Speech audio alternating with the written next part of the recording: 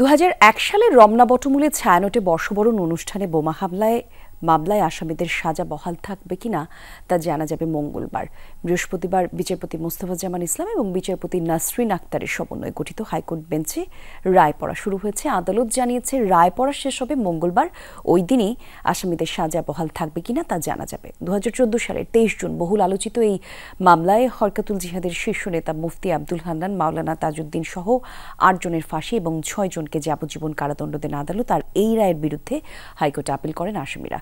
২০০১ সালের ১৪ এপ্রিল পহেলা বৈশাখে ছায়ানটের বর্ষবরণ অনুষ্ঠানে বোমা হামলায় ১০ জন নিহত এবং অনেকেই আহত হন।